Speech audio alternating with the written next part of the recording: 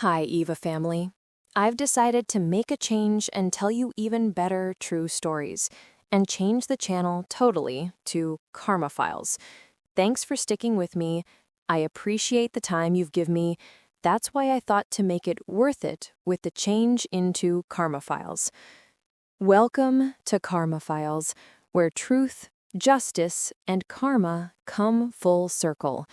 Every story here is a reminder that no matter how dark things get, truth always finds a way to shine. Before we dive in, please like, subscribe, and tell me in the comments what justice means to you. Your thoughts and your voice matter here. Now, let's get into today's powerful story. The autumn rain hammered against the windows of Lorentz, the kind of exclusive restaurant where reservations were made 3 months in advance, and the cheapest bottle of wine cost more than most people's weekly grocery budget. Inside, crystal chandeliers cast warm light over tables draped in cream linen, where the city's elite dined on plates that looked more like abstract art than food. Jason Trevino stood in the foyer, water dripping from his jacket onto the marble floor. He was 17, lean and quiet, with careful eyes that had learned early to read a room before entering it. Tonight those eyes took in everything: the polished silverware gleaming under soft light, the murmur of satisfied conversation, the way the hostess's smile had frozen the moment she saw him. "I'm sorry," she said, though her tone suggested otherwise. "We're fully booked this evening." Jason glanced past her shoulder at the half-empty dining room. "I have a reservation. Trevino, 7 o'clock. The hostess, a woman named Sarah, with perfectly coiffed blonde hair and a smile that never reached her eyes, tapped at her tablet with manicured nails. Her expression didn't change. "I don't see anything under that name. I called 3 weeks ago, confirmed it yesterday." Jason kept his voice steady, though his heart had begun that familiar acceleration, the one that came whenever he had to prove he belonged somewhere. Sarah's lips pressed into a thin line. "Perhaps there was a mistake. As I said, we're fully booked." A couple approached from behind, Marcus and Jennifer, both dressed in designer suits that screamed old money. Marcus wore his privilege like cologne, invisible but unmistakable. Jennifer clutched a Hermes bag that cost more than Jason's mother made in 6 months. "Sarah, darling," Marcus said with easy familiarity, "don't tell me our table isn't ready." Sarah's face transformed, warmth flooding in where ice had been. "Mr. Harrison, of course. Your table is ready. Right this way." She moved to escort them past Jason, who hadn't budged from his spot. Jennifer's eyes swept over him, a quick, dismissive assessment that cataloged his thrift-stored jacket, his worn sneakers, his wet hair. Her nose wrinkled slightly, as if detecting something unpleasant. "Excuse me," Jason said, his voice cutting through their bubble. "I was here first." Marcus turned, eyebrows raised in theatrical surprise. "Were you? Funny, I didn't notice anyone here when we walked in." The words landed exactly as intended, not aggressive enough to be called out, but clear enough to establish hierarchy. Jason felt heat rise in his chest, that familiar cocktail of anger and helplessness. "I have a reservation," he repeated. "And Sarah has explained the situation. Sometimes these things happen. I'm sure there's a McDonald's down the street that doesn't require reservations."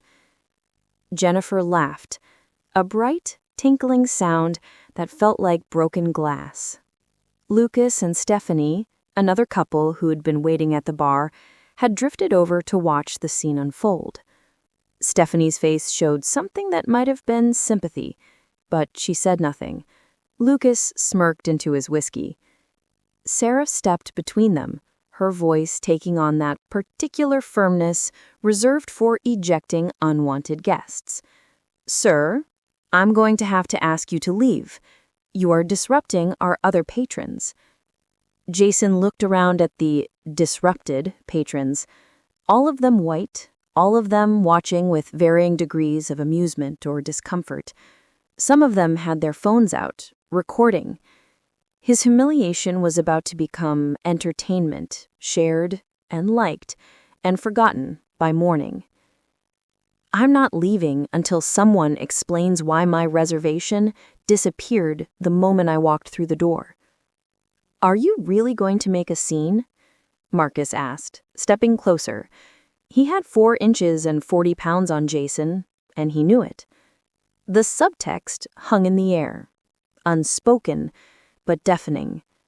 Sarah had her hand on the phone now, fingers hovering over the security number. "Last chance. Leave peacefully, or I call someone to escort you out." Jason stood there, frozen, between dignity and defeat. Every cell in his body screamed at him to fight back, to demand justice, to make them see him as a person rather than a problem. But he'd watched enough videos, heard enough stories, and knew how quickly these situations could turn dangerous for someone who looked like him. He thought of his mother, who'd worked double shifts at the hospital so he could afford nice clothes for situations like this. He thought of Mr. Chen, his AP history teacher, who'd written him a college recommendation letter that called him one of the most promising students I've taught in 20 years. He thought of his grandmother, who'd survived Jim Crow and told him things were better now. They were better, even when her eyes said she wasn't entirely convinced. "Fine," he said quietly. "I'll leave." The relief on Sarah's face was immediate. Marcus's smirk widened. Jennifer had already turned away, bored now that the entertainment was over. Jason walked toward the door, water still dripping from his clothes, creating a trail of shame across their pristine floor. But as his hand touched the brass handle, he paused, turned back. "My name is Jason Trevino, and you'll remember this night." Then he stepped out into the rain, letting the door close behind him with a decisive click. Inside, the diners returned to their meals, the incident already fading into anecdote. Sarah smoothed her hair and went back to her podium. Marcus laughed about something with Lucas. Jennifer checked her reflection in a knife's edge, and Stephanie stared at her plate, thinking about saying something, thinking about doing something, but ultimately doing nothing. None of them knew that across the street, sitting in a black Mercedes with rain streaming down its windows, a man had watched the entire scene unfold. His name was Thomas Lawrence, heir to the restaurant empire his grandfather had built from nothing, including the very establishment that had just committed its greatest mistake. And none of them knew that Jason Trevino wasn't just some kid trying to get dinner. He was the winner of a youth entrepreneurship competition that Thomas had personally sponsored, invited to this dinner as part of his prize, a fact that would have been clear if anyone had bothered to check their reservations properly, or if Sarah had looked past her own prejudices long enough to ask why a teenager was dining alone at Lawrence on a Tuesday night. Thomas sat in his car, fingers drumming on the steering wheel, his jaw tight with an anger that had been building for years. This wasn't the first complaint he'd received about this location, about Sarah specifically, but it was the first time he'd witnessed it himself. He picked up his phone and made a call. "Richard, it's Thomas. I need you to pull tonight's reservation list for the downtown location." "Yes, right now."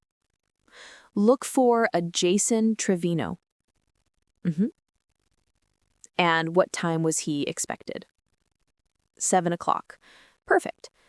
Now check who's currently seated at tables 4, 7, and 9. A pause as he listened, his expression darkening. I see. And Richard, cancel my meetings for tomorrow. All of them. I have something more important to handle. He ended the call and sat there watching as Jason disappeared into the rain-soaked street, a solitary figure that reminded him uncomfortably of his own grandfather, a Mexican immigrant who'd faced similar doors, similar smiles that meant no, similar battles for dignity in a world that measured worth by skin tone. Tomorrow, Thomas thought, would be a very interesting day at Laurent's. Jason didn't go home. He couldn't face his mother yet, couldn't bear to see the disappointment when he explained what happened. Instead, he walked. The rain had softened to a drizzle, and the city lights reflected off wet pavement and streaks of gold and red. He walked past other restaurants where he might have eaten, past shops where he'd experienced that same careful watching from security guards, past parks where he'd been told as a child to be careful, be respectful, don't give anyone a reason. The unspoken message: don't give them a reason to fear you, to hate you, to call the police. His phone buzzed. A text from his mother. "How's dinner, baby? Hope they're treating you right at that fancy place." Jason stared at the words, then typed back, "It's great, Mom. Really special." The lie tasted bitter, but the truth would taste worse. Another buzz. This time from an unknown number. "Mr. Trevino, this is Thomas Laurent. I apologize for the delay in reaching out. Are you available to speak tomorrow morning? I'd like to discuss what happened tonight." Jason's fingers hovered over the screen. How did Laurent know what happened? Had someone reported him for causing a disturbance? Was this about to get worse? He typed, "How did you get this number?" The response came immediately. "You're the winner of our Youth Entrepreneurship Award. Your contact information was in the file, the same file that contained tonight's dinner reservation, which somehow went very wrong. I'd like to make this right. Fairmont Hotel, breakfast, 8 a.m. My treat, obviously. And Jason, what happened tonight was unacceptable. I saw it with my own eyes." Jason read the message 3 times. "You saw it?" "Every moment. I was parked across the street, running late to meet you. By the time I realized what was happening, you'd already left." Jason stood there in the rain, his emotions a complicated tangle. Embarrassment that someone had witnessed his humiliation, relief that someone believed him, hope, fragile and cautious, that maybe this wasn't the end of the story. "I'll be there," he typed back. That night, Jason barely slept. He researched Thomas Laurent until his phone battery died, then switched to his laptop. Thomas was 38, a third-generation restaurateur who'd modernized his family's business while maintaining its reputation for excellence. But more interestingly, he'd spoken publicly about diversity in the industry, about breaking down barriers, about his own grandfather's struggles as an immigrant. Either Thomas was exactly who he appeared to be, or he was very good at public relations. Tomorrow would reveal which. Meanwhile, at her small apartment across town, Sarah poured herself a third glass of wine and scrolled through social media. Someone had posted a video of the incident, grainy footage that showed Jason standing his ground, showed her dismissing him, showed Marcus's cruel suggestion about McDonald's. The comments were mixed. Some supported the restaurant's right to refuse service. Others were calling for boycotts. Sarah's thumb hovered over the video, replaying it. In the harsh light of hindsight, she looked cold, mean. The way she'd smiled at Marcus immediately after dismissing Jason made her stomach turn. When had she become this person? She thought about her own father, who'd taught her that hard work and presentation were everything, that certain types of people simply didn't belong in certain spaces. She'd absorbed those lessons without questioning them, let them calcify into assumptions she'd never examined. The video had 12,000 views and counting. Sarah set down her glass and stared at her reflection in the darkened window. Tomorrow, she decided, she'd get ahead of this. She'd call Mr. Laurent herself, explain that the boy had been disruptive, that she'd made a judgment call for the good of the establishment. She'd frame it right, and everything would be fine. Everything would be fine. But across town, in his penthouse office, Thomas Laurent was having a very different conversation. He'd called in Richard Chen, his operations manager, and Maria Gonzalez, his head of HR. On the screen in front of them was security footage from the restaurant, clearer than the social media video, with audio that picked up every word. "How many times?" Thomas asked quietly. Maria consulted her tablet. "We've had 7 formal complaints about this location in the past year, 3 specifically naming Sarah. The others are about general atmosphere, people of color feeling unwelcome, being given inferior tables, experiencing selective reservation problems." And what was done? Sarah was spoken to after the first 2 complaints. She assured management it was a misunderstanding. A misunderstanding. Thomas's voice was flat. "Show me the other incidents." They watched. A black couple told their anniversary reservation didn't exist, despite confirmation emails. An Indian family asked if they were sure they could afford the menu prices. A Latino man questioned about whether he was dining alone, with the clear implication he might not be able to pay. In every case, Sarah's smile stayed perfect. Her voice remained professional, but the message was unmistakable. "You don't belong here." "Why wasn't I informed?" Thomas asked. Richard and Maria exchanged glances. The GM felt it was being handled internally. And honestly, Thomas, you've been focused on the expansion, the new locations. So I was too busy to know my family's restaurant was systematically discriminating against paying customers. Thomas cut him off. His voice was sharp. "That's not an excuse, Richard. That's a failure. My failure." He stood and walked to the window, looking out at the city lights. His grandfather had opened the first Laurents in 1967, during a time when restaurants could legally refuse service based on race. Antonio Laurent had sworn his establishment would be different, would welcome everyone who came with respect and an appreciation for good food.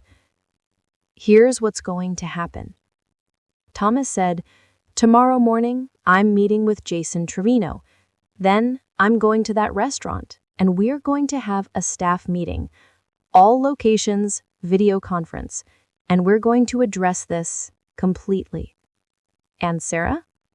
Maria asked. "Sarah made her choice tonight. Now she lives with the consequences." The Fairmont Hotel's restaurant was everything Laurent's had been. Luxury, exclusivity, pristine service, but with one crucial difference. When Jason walked in at 7:55 a.m., the hostess smiled warmly and said, "Mr. Trevino, Mr. Laurent is already seated. Right this way." Thomas stood as Jason approached. He was tall, graying at the temples, with eyes that held both warmth and something harder underneath. He extended his hand. "Jason, thank you for coming. And please, accept my sincere apology for last night." They shook hands and sat. A server appeared immediately, offered menus, took drink orders, everything Sarah should have done 12 hours earlier. "I don't know what to say," Jason admitted. "I've been turned away from places before, but never like that. Never so publicly." "Tell me about the other times." So Jason did. The stories spilled out. Retail stores where he was followed by security, restaurants where he was seated near the kitchen despite empty tables elsewhere. the swimming pool where someone called the police because he didn't look like he belonged in this neighborhood. The 1,000 small cuts that had taught him to be careful, be smaller, take up less space. Thomas listened without interrupting, his expression darkening with each story. My grandfather came here from Jalisco with $27 and a recipe for mole sauce. He worked in restaurant kitchens for 15 years before he could open his own place. He used to tell me about the signs, no Mexicans served, or the ones that didn't need signs because the message was clear anyway. He paused, looking out at the hotel lobby. He made me promise something when I took over the business. He said, "Thomas, our doors are for everyone. The moment we become the kind of place that measures people by appearance instead of appetite, we've lost everything. Last night, we lost everything, and I need to fix it." "It's not your fault," Jason said. "You weren't even there." "I built the culture that allowed it to happen. I got complacent, focused on expansion instead of values. That's on me." Thomas leaned forward. "Jason, I want to do 2 things. First, I want to make this right with you specifically, not just an apology, but a genuine amends.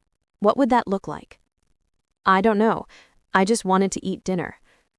"Then let's start there.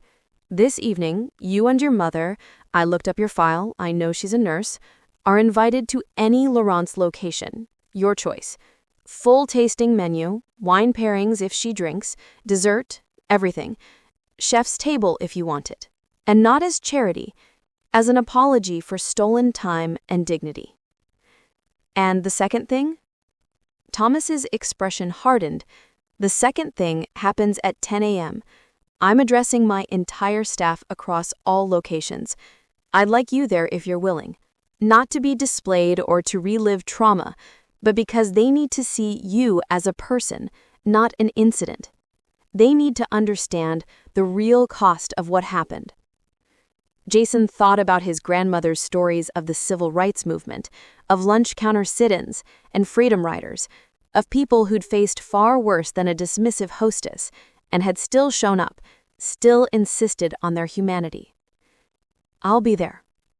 At 9:45 a.m., Sarah arrived at Laurent's for what she thought was a routine Tuesday shift. She'd prepared her explanation, rehearsed her defense. The restaurant wouldn't want bad publicity any more than she did. They'd understand she'd been protecting their brand, maintaining standards. But when she walked into the main dining room, she found it transformed. The tables had been pushed aside, chairs were arranged conference style. The entire staff was there, servers, cooks, managers, everyone. And on a large screen, she could see staff from the other Laurent's locations, all watching. At the front of the room stood Thomas Laurent, and beside him, Jason Trevino. Sarah's blood went cold. "Thank you all for coming on short notice," Thomas began. His voice was calm, but carried the weight of absolute authority. "We're here because last night, something happened at this location that goes against everything my family has built for 3 generations. He pressed a button, and the security footage began to play on the screen. Sarah watched herself dismiss Jason, watched herself light up for Marcus and Jennifer, heard her own voice, cold and final, telling Jason to leave. Around her, she felt her coworkers' eyes, felt the collective inhale as they watched the scene unfold. When the video ended, Thomas spoke directly to the room. "I want to be crystal clear about what you just witnessed. This wasn't a judgment call about someone's behavior or dress code. This was discrimination, plain and simple, and it's not the first time it's happened here." He pulled up complaint records and read them aloud. With each one, Sarah felt smaller. Marcus and Jennifer, who were watching the video conference from their respective offices, felt their stomachs drop as they recognized the voices, including their own, from last night. "Jason," Thomas said, "would you like to say anything?" Jason stood. His voice was steady, but there was emotion underneath. "I work 2 jobs to help my mom with rent. I maintain a 4.3 GPA. I volunteer at a youth center teaching coding to kids who look like me. Last week, I won an entrepreneurship competition and was invited here as part of my prize. I was excited. I told everyone at school. I wore my best clothes. He paused, looking around the room.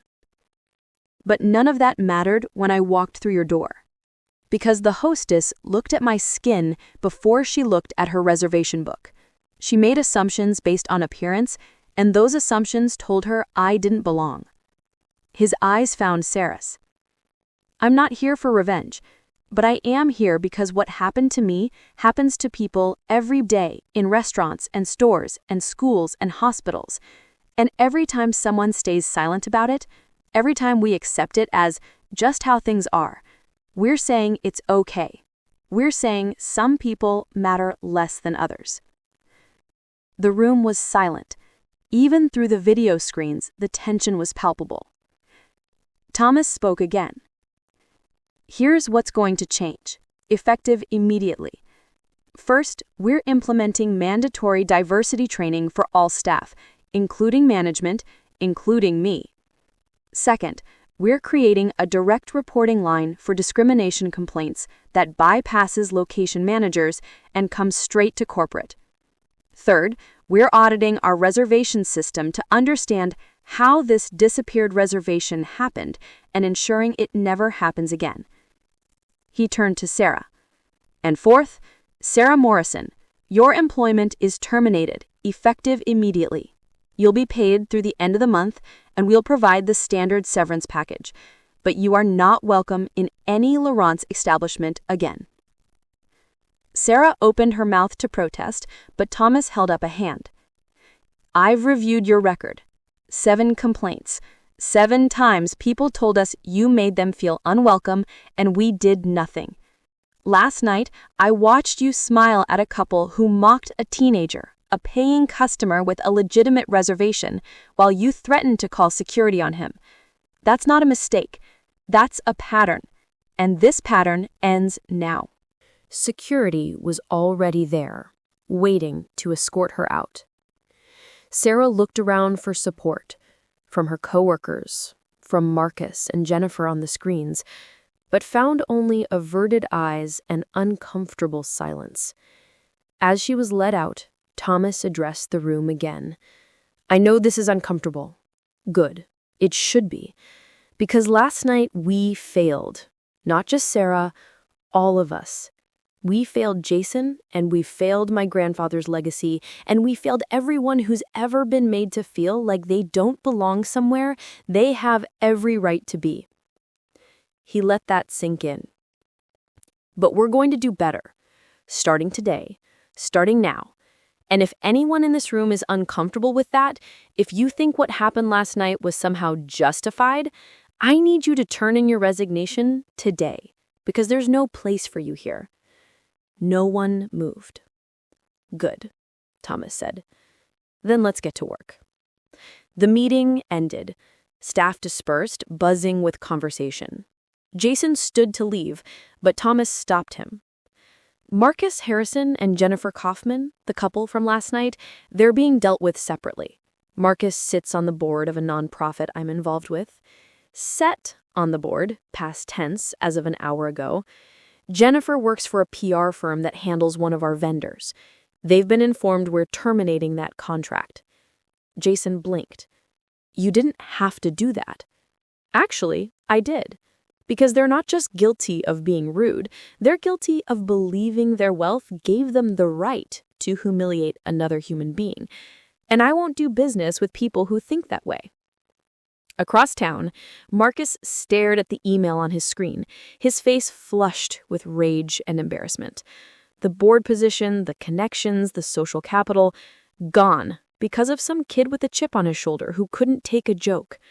But beneath the rage was something else, something that felt uncomfortably like shame. Jennifer, in her office, was fielding calls from her firm's partners, all asking the same question: what were you thinking? The Laurent contract was worth $500,000 annually. Losing it because she laughed at a teenager at dinner would be a career-defining moment, and not in a good way.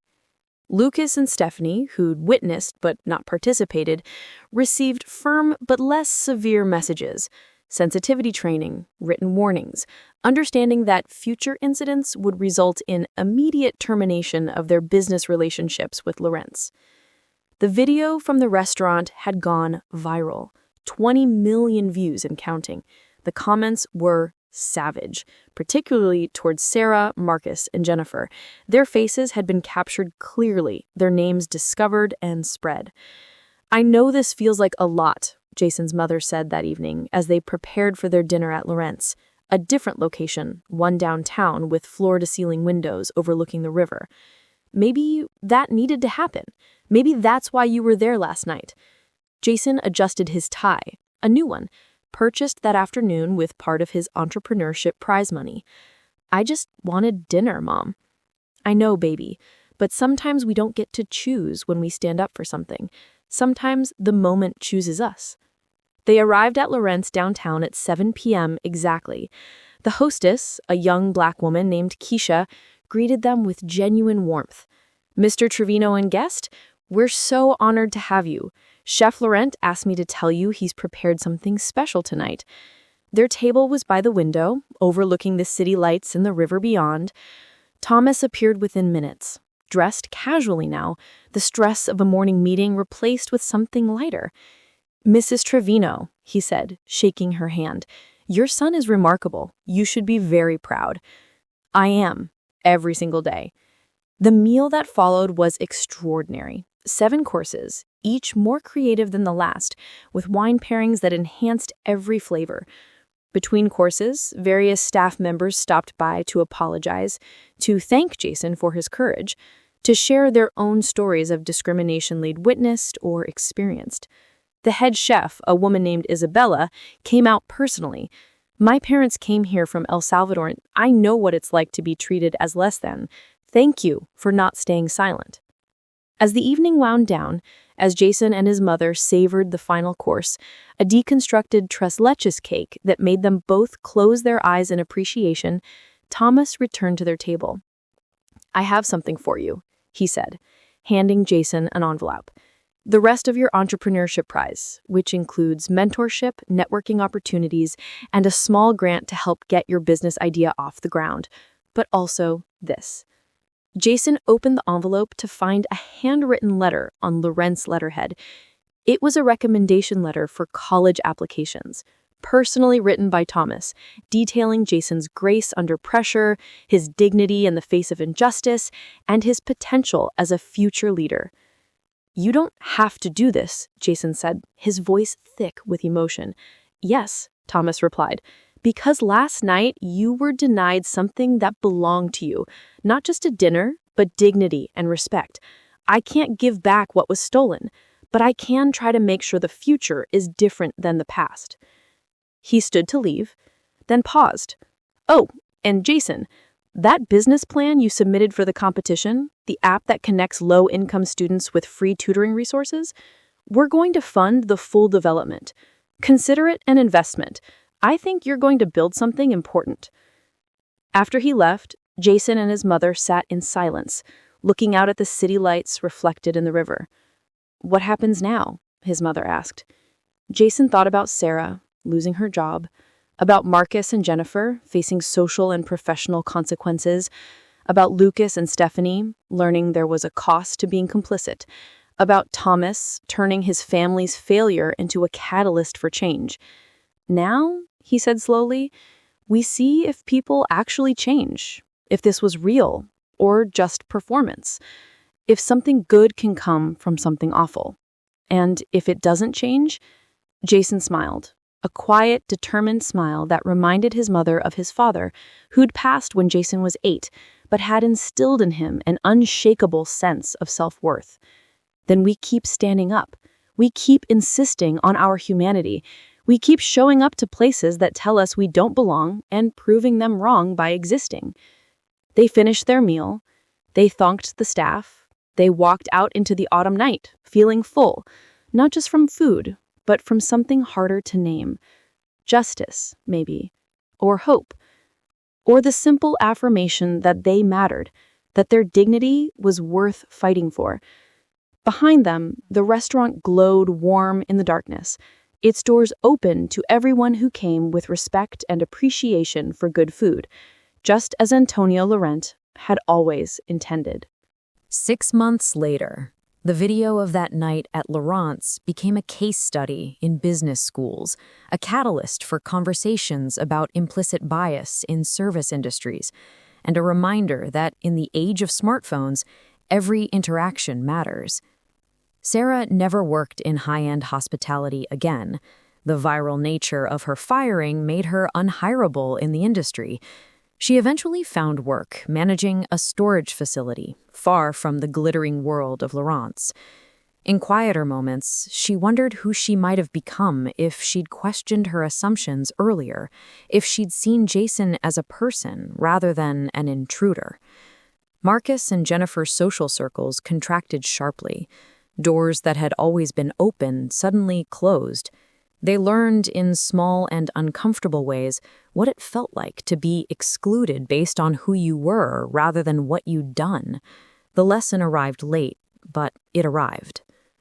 Thomas implemented every change he'd promised. Laurent's became known not just for exceptional food, but for exceptional values. When other restaurant groups reached out to learn how they'd transformed their culture, Thomas gave credit to the person who'd forced the change, Jason Trevino. And Jason, he graduated valedictorian, attended Stanford on a full scholarship, and launched his tutoring app junior year. It now serves 50,000 students across 12 states.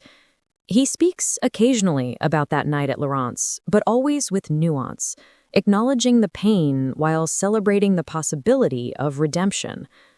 On the anniversary of that rainy October evening, Jason returned to the original Laurent's location.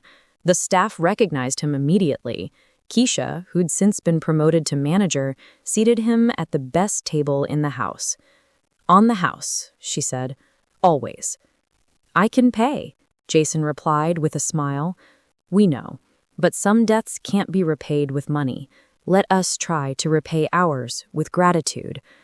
As Jason looked around the dining room, at the diverse staff, at the mixed crowd of diners, at the photo on the wall of Antonio Laurent with his arm around a young Thomas, both smiling with pride, he thought about karma, about justice, about the difference between revenge and accountability. They refused to serve him, and yes, karma came fast, swift and decisive and public. But the real karma, the lasting kind, was slower and more subtle. It was in the policies changed, the minds opened, the conversations started. It was in every person of color who walked into Laurent's after him and was treated with the dignity he'd been denied. That was the karma that mattered. Not the viral video or the firings or the public shaming, but the quiet revolution that happened one interaction at a time, one choice at a time, one moment of seeing someone's humanity instead of their appearance. Jason ordered the mole sauce, the dish that started it all, Antonio Laurent's original recipe. When it arrived, rich and complex with 30 ingredients and 3 days of preparation, he savored every bite. It tasted like justice, like dignity, like doors opening instead of closing. It tasted, he thought, like the future. The end. The arc of the moral universe is long, but it bends towards justice, sometimes with a little help from those brave enough to stand their ground and demand it. Justice feels good when it's served right, doesn't it? If you felt that, drop a comment, hit like, and subscribe for more real, raw, and redemptive stories. Your engagement keeps this channel alive and pushes these messages to people who need to hear them. Thank you for watching Karma Files, where every story ends the way it should.